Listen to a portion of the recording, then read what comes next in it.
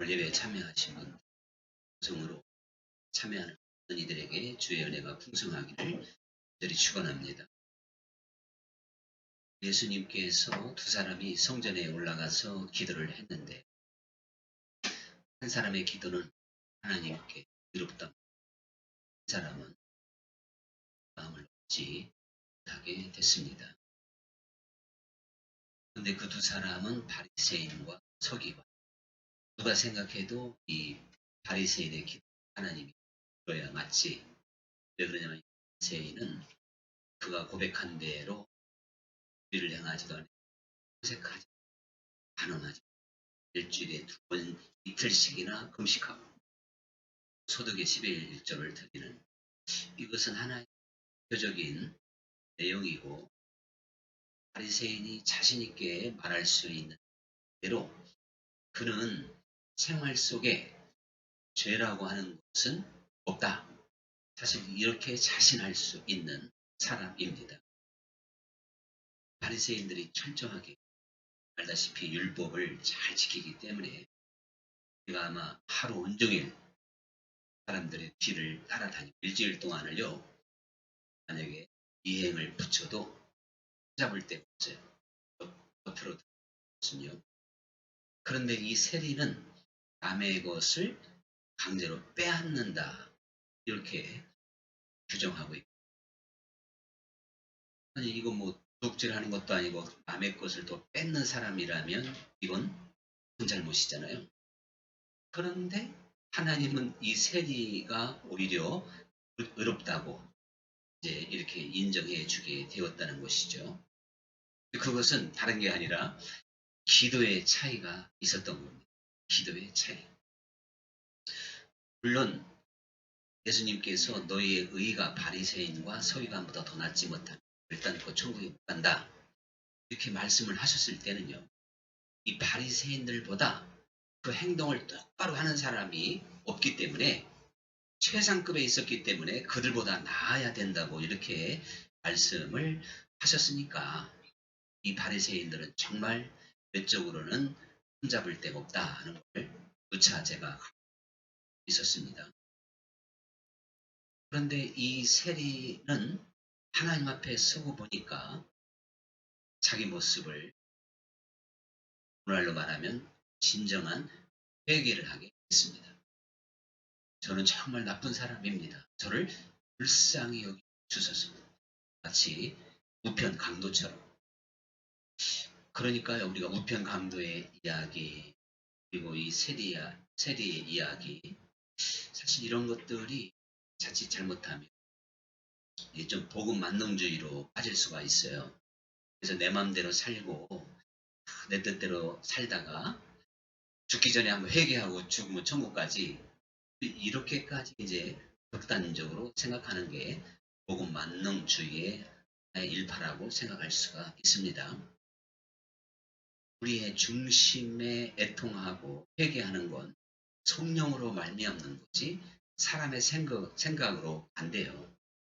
그래서 죽음을 앞둔 분을 놓고 죽음을 준비한다고 회개하라고 아무리 해도요. 기회 있을 때 못하면 1년 돼도 안 됩니다. 많이 봤습니다. 너무 사단에게 꽉꽉 묶여 있어가지고 안 돼요. 그러니까 여러분 내게 아직도 감동이 있을 때 내게 뭔가 정말 어떠한 그 내 마음이 굳어지기 전에 강팍하기 전에 하나님의 말씀이나 뭔가 내가 찔리는 게 있으면요. 붙잡고 회개하는 것이 최고로 지혜로운 길인 줄 믿습니다. 내 마음대로 회개가 안 된다는 거죠. 내 마음대로 하면 내 공로로 구원받는 거지 예수님의 공로로 받는 게 아닙니다. 주님의 은혜로 받는 게 아닙니다. 주님의 은혜를 내가 마음대로 뭐 받고 안 받고 할 수 있나요?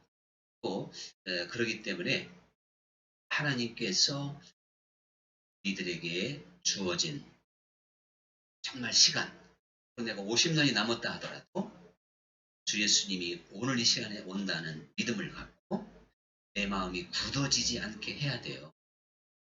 우리들이 가느다란 실, 이 실이 참 가느다랗지만 말이죠. 이게 실타래로 묶으면 못 끊죠? 실 하나, 두 개, 세 개, 뭐 5개가 10개까지는 끊을 수 있으려나 몰라. 실타래가 돼서 실들이 나를 묶는다면 천하장사도 끊을 수가 없습니다. 하나님 앞에는 계산을 빨리빨리 해야 돼요. 그래서 하루 해가 지기 전에 분을 품어라는 말씀 그대로 우리들이 잘못한 거 깨닫는 대로 빨리빨리 회개해야만이 하나님 앞에 늘 이 성결한 마음을 갖죠. 내 손에도 때가 묻었는데 이게 딱지가 지기까지 하면 오래 걸리잖아요. 벗겨내는데. 마찬가지입니다. 그런데 어찌된 일인지 이 세리는 그 성전에서 진정한 회개를 할 수가 있었던 거예요. 성령께서 역사하셨어요. 아무 때나 이렇게 된다고 생각하면 전혀 성령의 역사를 잘 모르는 분들입니다. 우편 강도도 그 순간에 정말 하나님의 은혜로 진정한 회개가 이루어지게 된 거예요. 그래서 존 웨슬리 목사님이 설교도 했어요. 우편에 달린 우편 강도가 만약에 즉시 사면령을 받고 내려와서 집으로 돌아갔다면 다시 이제 십자가를 지는 그런 악을 행하겠느냐. 그는 선하게 살았을 것이다. 착하게 살았을 것이다. 웨슬리 목사님이 추정해서 설교를 하는데 저도 그 설교에 절대적으로 아멘입니다. 아닌 분만 한번 아멘 해봅시다. 다 인정을 하잖아요. 틀림없죠. 이것이 바로 회개의 이제 열매니까.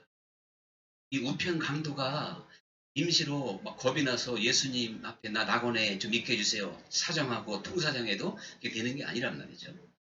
그런데 참 하나님의 은혜로 메시아라고 하는 것을 알아보고 그가 그 짧은 순간이지만 진정으로 하나님 앞에 회개하는 마음으로 나를 불쌍히 여겨달라고 이제 이렇게 기도하게 되었던 겁니다. 그러니까 그는 그 즉시 새 마음을 얻었는데 그 우편 강도가 다시 살아서 집으로 갔을 때 또 나쁜 짓을 하겠냐 이거죠. 그렇지 않다는 거예요. 빛과 소금으로서의 삶을 사는 것이다. 이게 바로 회개의 능력이고 회개의 열매다. 생각해 볼 수 있는데 이 세리야 가정에서 주님이 하신 말씀이지만 이 세리도요. 이제 집에 가서는 제가 볼 때는 다시는 억지로 이제 뺏지를 않았어요. 세금 그대로를 걷었다 이겁니다. 안 봤으니까 아멘할 필요가 없는 거지만 하여튼 그대로를 거두게 된 거예요. 그래서 예수님께서 그랬잖아요. 정한세 외에는 늑증하지 마라. 정한세 외에는 받지 마라. 그게 예수님의 회개에 합당한 열매라는 거예요. 열매. 그러면 이 세리가 뭔지 모르지만 뭐 삭개오라 하더라도요. 그는 정말 가난하게 살 수밖에 없어요. 근데 대개 그 시절에 세리들이 아주 부자고 삭개오를 보아서 알듯이 이러니까 민족의 반역자가 수밖에 없는 것 아니겠습니까?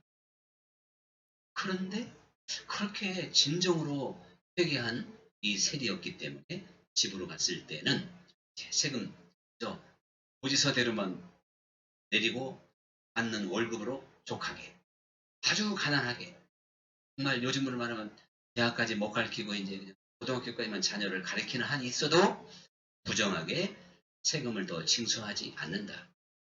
이것이 우리가 충분히 생각해 볼 수 있는 회개의 열매다. 그런 이야기입니다. 그러니까 이 지금 세리는 하나님께서 자기를 불쌍히 여겨달라고 긍휼히 여겨달라고 하나님 앞에 굉장히 겸손한 모습을 갖게 되는 겁니다. 그런데 이 바리새인은 겸손한 모습이 하나도 없잖아요.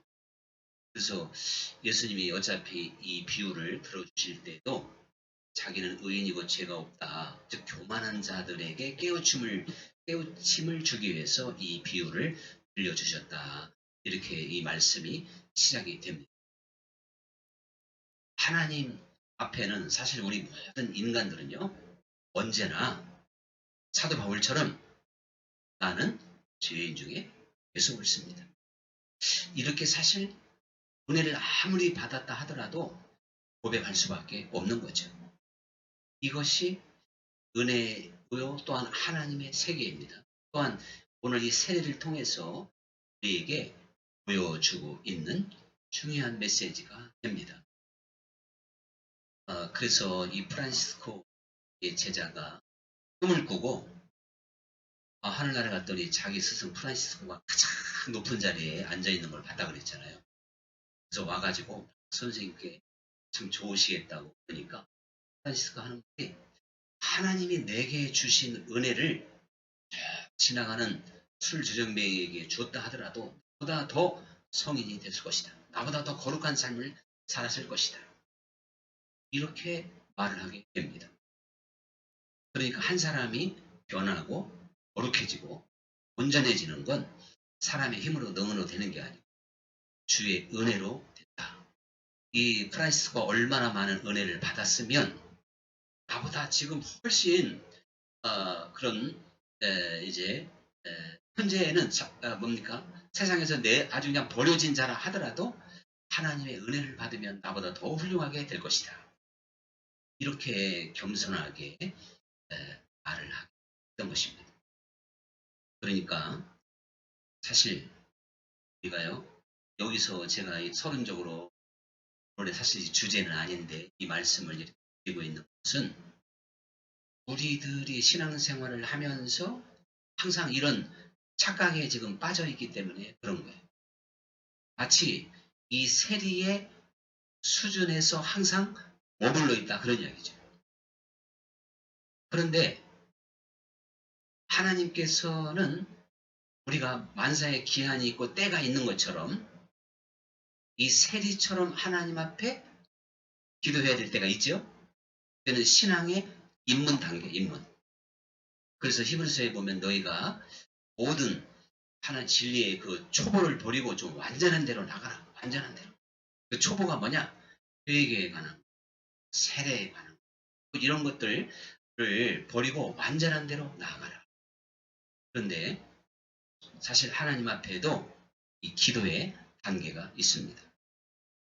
물론 하나님 앞에 사함받지 못하고 죄인의 그 위치에 있는 사람들은 너나 할 것 없이 주여 저를 불쌍히 여기서 나의 죄를 용서해 주십시오.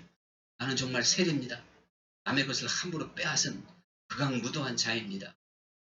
이렇게 고백을 그래야 맞는 거고 그것만이 죄사함의 길로 인도를 받을 때인데 사실 우리가 한번 냉정하게 생각해 보면요. 보통 우리 그리스도인들이 이 세리가 드리는 기도의 수준에서 못 벗어납니다. 그래서 진정으로 또 기도했지만 한 주일 또 한 달 살다 보면 또 세리처럼 망가졌으니까 또 주여 정말 세리와 같은 절박한 마음으로 또 그렇게 기도를 드리는 경우가 허다합니다. 예수님도 마음은 원이로되 육신이 약하도다. 이렇게 말씀을 하셨듯이 우리가 하나님 앞에 진정으로 회개했다면요.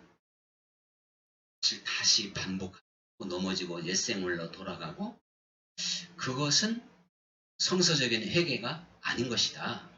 예수님께서 그래서 현장에서 잡힌 그 가늠 중의 여인에게도 나도 너를 정죄하지 않으니 다시는 죄를 범하지 마라. 또 병자를 치료해 주시고 더 악한 것이 생기지 않기 위하여 다시는 죄를 범하지 마라. 하나님의 용서는 우리에게 그러한 길을 열어주는 것이고 또한 그러한 길을 제시하고 있는 줄 믿습니다. 그런데 우리가 회개하면 되지 이 단순한 생각으로 인해서 언제나 이것을 반복하고 이렇게 우리의 신앙의 수준을 높이지 못할 경우가 너무 많다 그런 이야기죠. 그런데 사실 하나님이 우리를 부르신 것은요. 이 기도의 단계에서 본다면 밤낮 지은 지 회개하고 그 어린아이 초보적인 상태에 머무르는 게 아니라 중보자로 우리를 불렀다는 걸 기억해야 한다. 그런 이야기죠. 그러니까 이 세리처럼 기도하는 건 중보자의 기도가 아닌 것입니다. 이 세리를 세리가 하는 기도를 이제 뛰어넘어서 우리가 하나님 앞에 또한 응답을 받을 수도 있고 하나님의 뜻을 이룰 수도 있고 또한 악한 것들이 물러나고 치유가 되고 이러한 놀라운 권세가 나타나는 그러한 중보자, 그러한 기도자가 되기를 원하는 줄 믿습니다. 근데 그렇게 되려면 이 세리의 수준을 뛰어넘어야 되는데 그러지를 못하니까 참 하나님이 찾으시는 중보자가 심히도 적은 겁니다. 사도 바울에게 성령께서 강력하게 역사를 했기 때문에 많은 병자가 치료받았죠. 그래서 사도 바울이 가지고 있는 손수건이나 앞치마를 병자들에게 이렇게 올려만 놔도 병 치료받아요. 그러니까 그것을 보고 부러워서 마술사들이 흉내내기도 하고 유대 어떤 제사장의 아들 스게와요. 일곱 명의 아들이 나사렛 예수 이름으로 귀신 들린 사람에게 명령을 했더니 예수도 알고 바울도 아는데 도대체 너는 누구냐 하며 힘으로 제어하고 그를 눌러서 어떻게 도망갔다고 했어요? 벌거벗은 몸으로 도망쳤더라. 자, 그러니까 우리가 기도할 때 다 예수님의 이름으로 기도를 하잖아요. 근데 예수님도 알고 바울도 아는데 이 스게와 일곱 아들이 예수 이름으로 귀신에게 명령했는데 너는 누구냐? 이렇게 달려들었다는 사실 아니겠어요? 그래서 예수님께서 내가 내 말이 너희 안에 거하고 너희가 내 안에 거하면 무엇이든지 원하는 대로 구하라. 그리하면 이루어 주리라. 또한 즉시 시행하리라. 이렇게 말씀을 하셔요. 이것은 우리 중보자들 그리스도인으로 부름 받았다면 누구든지 다 중보의 사명이 있는 거예요. 예수님께서 하나님과 우리 인간 사이에 중보자가 되신 것처럼 우리는 하나님과 이 세상 사이에 중보자가 되어서 기도할 수 있는 이들이 되어야 될 줄 믿습니다. 그런데 이 중보자가 반드시 명심해야 될 것은 바로 주님 안에 있어야 된다는 것이고 거룩한 자가 되어야 된다는 것이고 성결한 자가 되어야 된다는 사실이에요. 이제 제사장들이 갖추어야 될 의복이 철저하게 있는데요. 그 제사장들의 이마에는요. 금패에다가 이제 절대 성결이라고 하는 글자를 이제 도장에다가 글을 파듯이 이렇게 새기라고 그랬습니다. 그리고 청색 끈으로 묶어서 이마에다 둘러라는 것이죠. 여호와께 절대 성결. 근데 그 제사장이 그 금패를 머리에 두르고 제사를 드려야 하나님이 그 제사를 받으시고 또한 그 백성들을 사하시고 이제 하나님이 긍휼을 베풀어 주신다. 이렇게 말씀을 하십니다. 그러니까 사실 이 구약에 나와 있는 이 말씀은 분명히 어떠한 신약에서 이루어지는 것을 예표한다 그랬잖아요. 우리가요, 이제 금으로 만든 패, 거기에다가 여호와께 성결이라는 글자를 새겨 넣어서 반드시 이마에 두르고 지성소의 대제사장이 들어가라 이겁니다. 아론이. 그렇게 해야만이 여호와의 성결이 나타나서 백성들의 죄를 사해 주시겠다. 이렇게 말씀을 하셔요. 이것은 우리 신약으로 말하면 마치 예수의 이름으로 이 금패가 예수 그리스도를 상징한다고 말할 수가 있습니다. 그런데요. 여호와께 성결이라고 하는 금패를 이마에 붙이고 지성소에 들어가서 제사를 드리면 하나님이 그 백성에게 긍휼을 베풀고 그들에게 성결함을 주었는데 오늘 우리들이요. 기도할 때 예수의 이름으로만 기도하면 다 이루어지겠나? 근데 그 금패가 예수 그리스도를 상징한다 그랬는데 예수 그리스도는 우리들에게 실제적으로 거룩함과 성결함을 준다는 걸 아셔야 돼요. 만약에 예수의 이름만 불러서 다 되면요, 스게와의 7 아들이 왜 귀신에게 제어를 당하냔 말이에요. 또한 이제 마가복음에 지난주 말했던 것처럼 귀신 들린 그 아이를 아무리 예수의 이름으로 명령해도 나가질 않잖아요.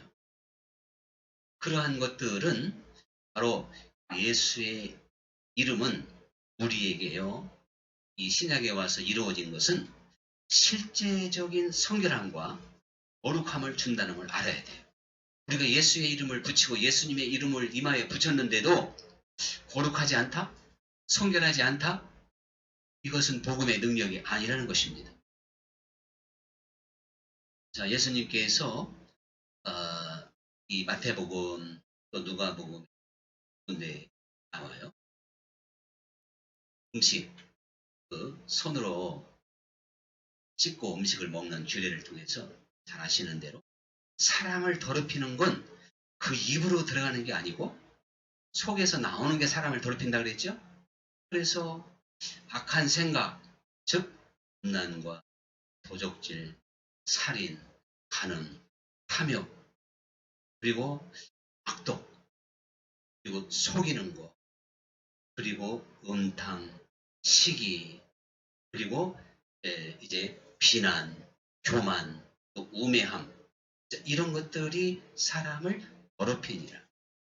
자, 이렇게 들어봤을 때, 이거 참 우리 사람들 생각과 마음에 보면 지금 온통 우리를 더럽히는 것으로 사실 가득 찬 존재들이고요.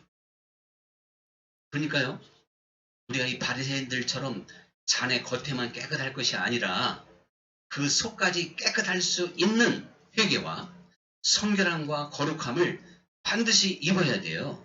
주님의 계획이 그거인 거예요. 여호와께 성결이라고 하는 금패를 불렀을 때 그 백성들이 성결함을 얻었습니다. 예수 그리스도의 이름을 힘입는 하나님의 자녀들마다 실제적으로 성결함을, 거룩한 삶을 살아갈 수 있도록 해주시는 줄 믿습니다. 예수의 이름을 부르고 그가 세리처럼 똑같이 살고 악하게 살아도 하나님 앞에 거룩하다고 한 게 아니라니까요. 그런데 우리는 예수님의 이름 앞에 그냥 다 거룩을 완성시켜버리고 성결 자체를 완성시키기 때문에 이게 또한 복음 만능주의고 교리주의가 되는 겁니다.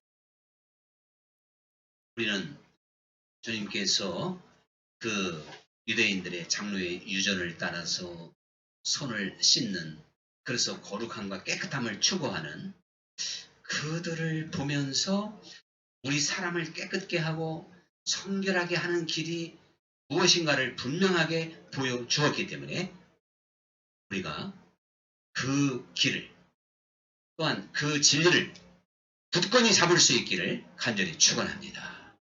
우리가 스스로 속아서는 안 돼요. 얼마나 많은 사람들이 나 예수님 믿으니까 이렇게 하면서 정말 속고 또 속고 있는지 모릅니다. 참 웨슬리의 평생 간절한 설교가 바로 그거였단 말이죠.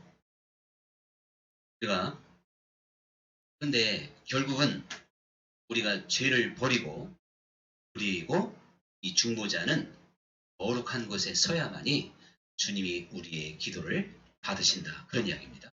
자, 그러면 제가 몇 군데 한번 성경 말씀을 쭉 소개해 볼 테니까요. 말씀으로 확인해 보겠어요.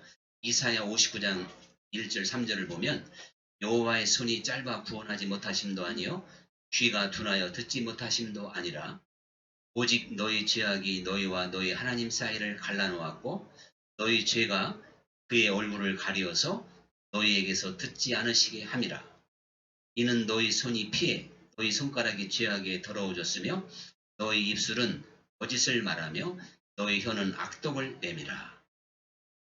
벌써 이사야 59장에도 보면 하나님의 손이 짧아서 구원하지 못하는 게 아니다. 하나님의 귀가 둔하여 듣지 못함이 아니라는 거죠. 죄악으로 인하여 하나님과 우리 사이를 갈라놓게 되었다. 잘하는 말씀이잖아요. 또 에스겔 14장 3절에 보면 인자야 이 사람들은 자기들의 마음속에 자기들의 우상을 세워놓고 그들의 얼굴 앞에 그들의 죄악의 방해물을 놓았으니 그들로 내게 조금이라도 묻게 하랴.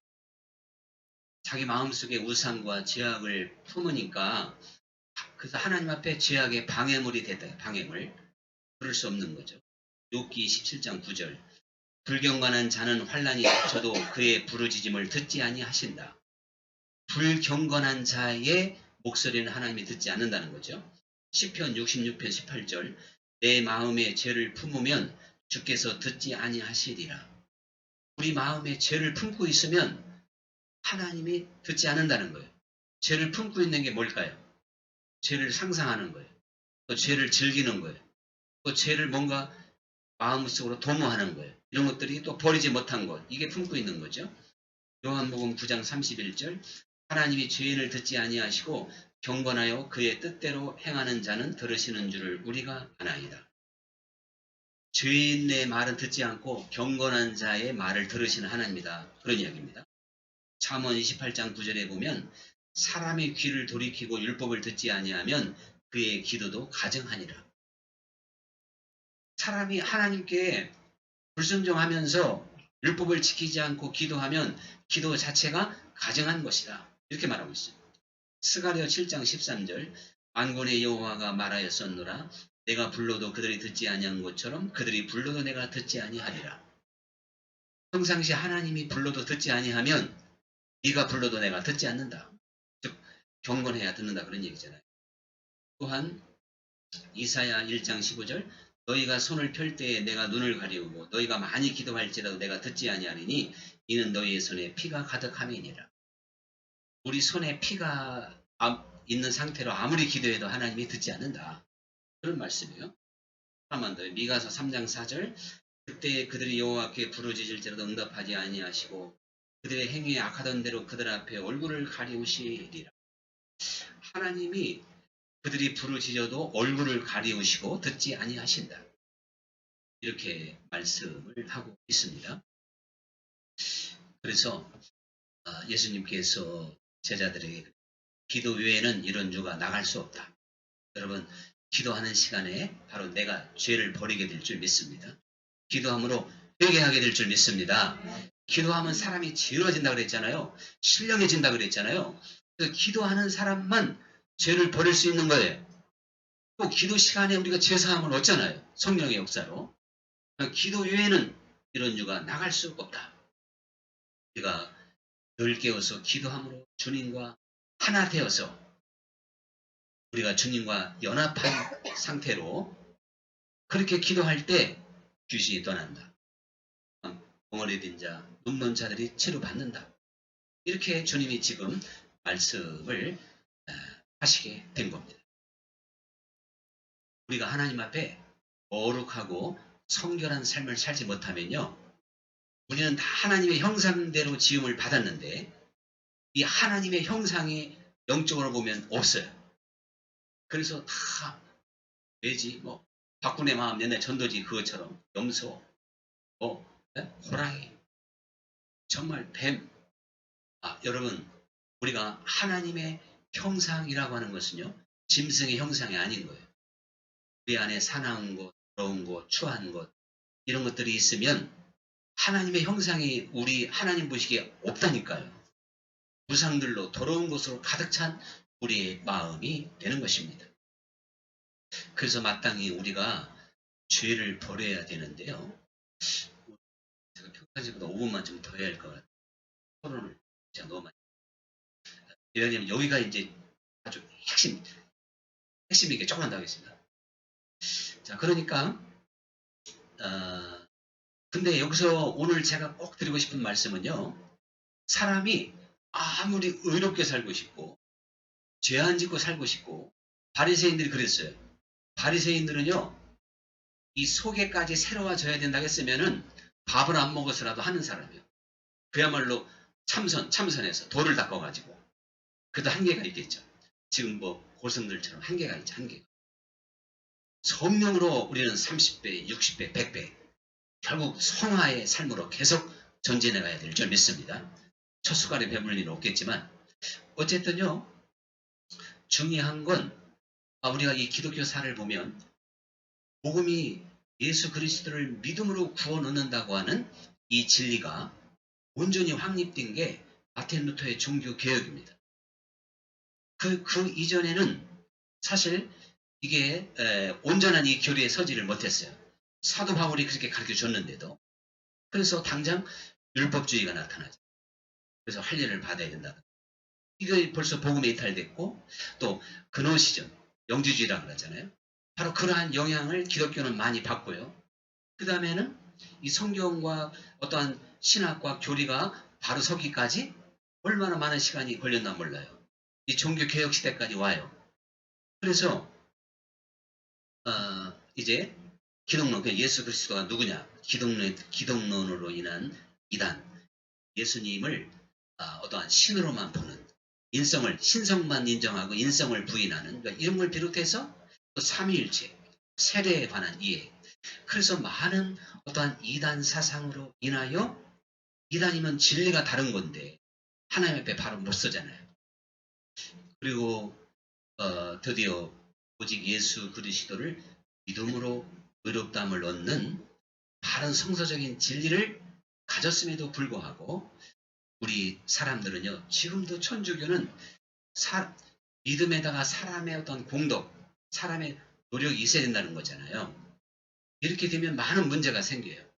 정말 주님 앞에 철저한 회개가 안 되는 거예요. 오직 믿음으로만 의롭다함을 얻는다고 해야 처절한 회개가 나오는 겁니다. 그리고 진정한 회개를 했으면 새로운 열매를 30배부터 맺어가게 되어 있는 거예요. 계속 다람쥐 쳇바퀴라면 회개가 아니라니까요.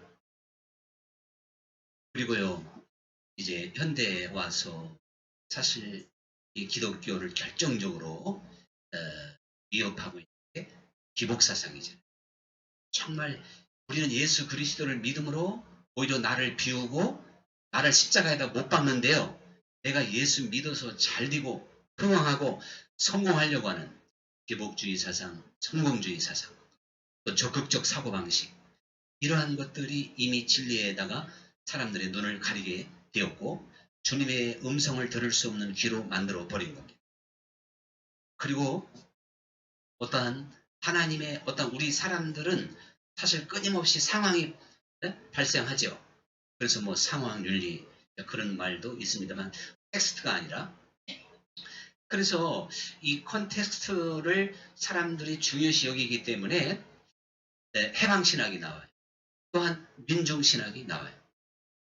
그것은 그 어떠한 상황에 하나님의 진리를 맞추려고 하는 그러한 노력인데, 그런 것들이 처음에 나왔을 때 많은 사람들이 거기에 빠져들고 거기에 사람들의 진리가 있는 것처럼 보여들지만 그 역사가 지나면서 남미에서 해방신학, 우리나라에서 민중신학이 나오고 아주 토착신학인데, 이것이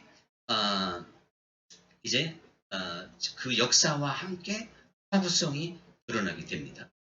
그런데 우리가 그것이 진리인 것처럼 생각하고 사람들이 거기에 빠져서 미혹의 길로 간다 이겁니다.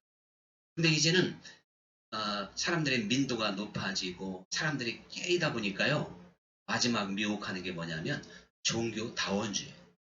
종교다원. 그래서 예수 그리스도만 믿어서 구원 얻는다 그러면 참 어리석은 사람으로 이렇게 치부해버리는 그러한 경향이 얼마나 많이 있는지 몰라요. 그래서 종교다원주의적으로 설교를 해야 또 목사님들도 앞서가는 목사님처럼 인정하는 이런 시대가 되어버리고 말았습니다. 이것이 바로 내가 아무리 주님 뜻대로 살려고 해도 진리를 알지 못함으로 나도 모르게 그 신학 때문에 또한 교리 때문에 하나님의 말씀을 잘 몰라서 정말 진리를 따라 살고 싶지만 아무리 노력해도 안 되는 게 있다 이거죠. 이제 우리가 이 현대 사회가 계속 발전하면 발전할수록 민주주의가 꽃이 피울수록 정치의 참여도가 높습니다. 그래서 너나 할 것 없이요, 다 정치 구단입니다. 그래서 또 이게 제가 볼 때는 대단히 위험합니다. 우리나라도 70년대, 80년대 그저 정치에 대해서 잘 모르고 민주주의에 잘 몰랐을 때에 이런 때와 지금은 민주주의에 대해서 완전히 알잖아요. 그러니까 너나 없이 정치에 깊이 빠져 있어요. 그래서 자기가 선호하는 진영으로 완전히 속해 있습니다. 그래서 내 진영이 아니면 3, 3, 5 모여서 저주하고 욕하고 해도 죄책감이 없어요. 이게 당연한 거니까. 이게 얼마나 위험한 거냐. 여러분, 나와 다른 모든 사람들을 에게 우리는 미움이나 또한 저주나 정말 제가 왜 이렇게 말씀드리냐면 SNS에 보면요. 얼마나 끔찍한 글들이 많이 올라오나 보요. 상대방에 향해서. 그래서 저주를 남발하는 제가 할 때 상당히 영적이고 신앙적이다.